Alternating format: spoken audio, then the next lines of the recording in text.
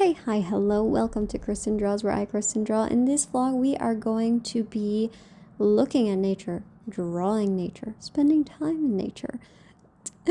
No, we're going to be doing some owl drawing. We are going to go to Fredericksburg, Texas, and wine/hill country, which is west of Austin, Texas. You will be seeing these sketches of my owls, my owl sketches. You will be taking a sketchbook tour of another sketchbook. And yes, and you'll be going to the Museum of Fine Arts Houston with me and doing some master studies and talking about that.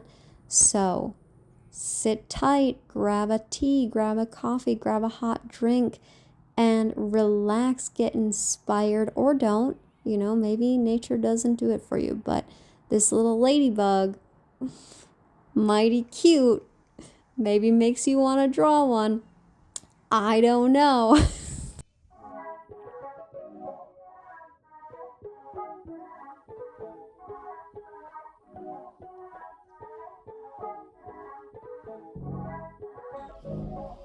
Is definitely not a monarch. Monarchs don't have white spots like that.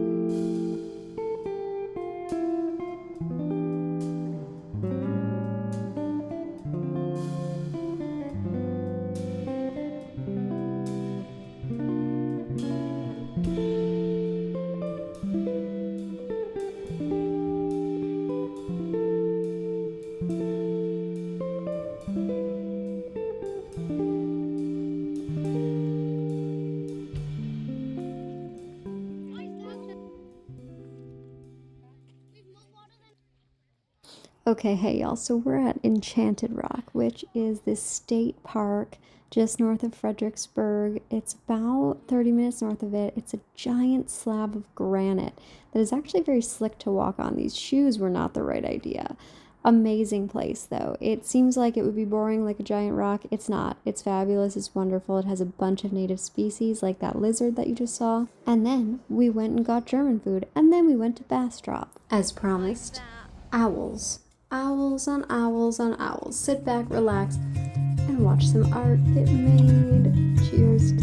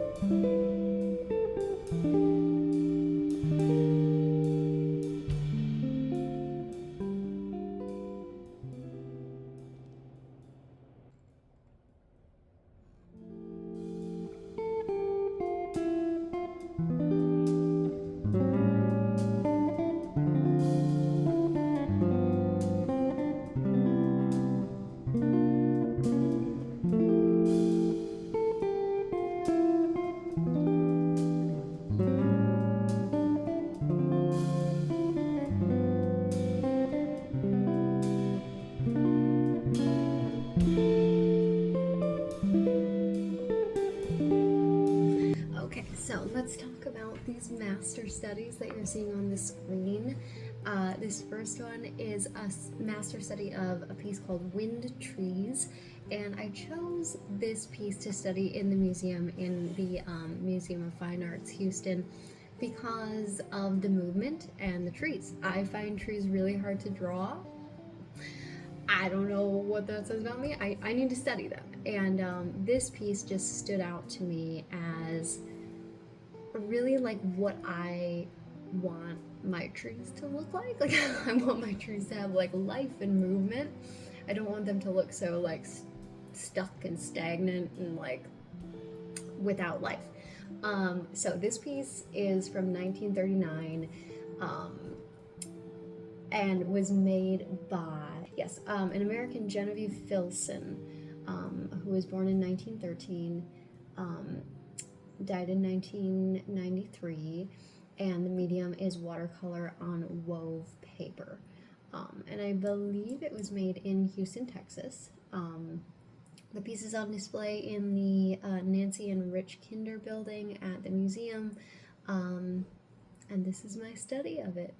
Okay, the next master study is by Carlos Merida. I don't know if I'm saying the last name right, but he is a new painter to me, new to me. I'm just learning about his work now, and his work is fabulous. Apparently, he was one of the first to bring Latin American themes to like the European art market, and this painting that I studied, if you walk through the museum and you see this painting, it will catch you. I think it will catch you. Just the whole of it is, it's an incredible piece. The vision of space, the patterns, the colors, the way that he is like hinting at things in the background with these tiny little houses and like these large kind of swooping arches throughout the piece. It's a very cool piece, and it is called Women of Metepec, or literally in Spanish, please don't judge me, Mujeres de Metepec. It's done in oil. My study of it is I hate my study of it. The painting itself is amazing. My study was just to like kind of understand, get a deeper understanding, as any study is to get a deeper understanding of like how the artist treated the space on the page and the colors and the lines. For me, I don't hold myself to like, oh my gosh, this master study has to be it has to look exactly the same, right? Because that would mean like, you know, breaking out a giant canvas and probably like diving into oil paints or at least acrylics. And this is me like sat in front of the painting in the museum with my sketchbook and my pencils. So it's really to just get a sense of, you know, how the painting was laid out. I do view these studies as like lessons in composition for me primarily, if that makes sense. Okay, we are gonna do a little sketchbook tour, and now go easy on me. This is a sketchbook tour of a wild and crazy sketchbook in which I am doing all the things. I'm allowing myself to do whatever. I'm allowing myself to be messy and unplanned and drop stupid stuff like whales next to a star, next to a book that says good book, next to some tea and fishes, you know, just like whatever, just stream of conscious, doodling. So this other page, I have this idea. I find that like sketchbooks is a place to just like scribble and work out ideas and just like do whatever comes to mind. Such a great like workspace for that, right? And this sketch, I have hatched a little like story idea that I might explore, right? And I drew this silly looking tree, and then I wrote, this is a tree. It may not look like a tree to you and me because its trunk is pink and its leaves are drawn in blue crayon, but your brain has made the link, and it sinks, and into your brain it sinks that this is in fact a tree. Just a doodle, just, you know, a random day, pink tree, and then I wrote this thing about this pink tree. So who knows? what I mean to say is that sketchbooks are great for this kind of thing, for just like getting some random stuff down and then like seeing like, is there something here to explore? It's also great for studying, and so in this section of this sketchbook I studied chairs. I was in the Museum of Fine Arts library in Houston, and they have this book on 1,000 chairs. I think they have several books on chair designs, and I was flipping through one and I studied designer Shiro Kuramata, a Japanese chair designer, who made this fabulous kind of like, almost like it's like a paper scroll type of chair with this like wild curvedness out of I don't remember the material that it's made from, but this was a 1985 design, and the other one called Apple Honey is a 1986 design, which is really just like a table with an arch. And the book tells me that it has graceful proportions. I don't know, it looks graceful to me. Does it look comfy? Not so much. But this is another case in which the sketchbook is great to study from. I also studied some 1990s designs of chairs. Let me find that one. It was like a big yellow foam thing that is just like a swoosh, and has a sort of aluminum base with like a 4-point kind of like star situation, and it just looked very like futuristic with this tiny little red table, this like giant yellow chair with this tiny little red circular table with a dot below, and these like silver star formation bases. It was very, I don't know, it was very Star Trek. It was very like the future. And this was made by Christophe Pillet, again in 1995. And then I studied some others by Aldo Rossi of chair designs from 1989, Philippe Stark as well of the 80s. So just like flipping through this book on chair design and like doing some basic studies. Oh, the Frank Lloyd Wright chair, very circular, very like all connected in like half circles. This was a chair designed for the S.C. Johnson and Administration Building in Racine, Wisconsin. Hello, Wisconsin, that is where I'm from, in the 1930s. And he had done this chair design to match the desks for this administrative building. As per usual, this is kind of an abrupt end, but thank you so much for being here, and until next time, when we draw birds and go to museums and talk about all the art things, thank you so much. Bye-bye.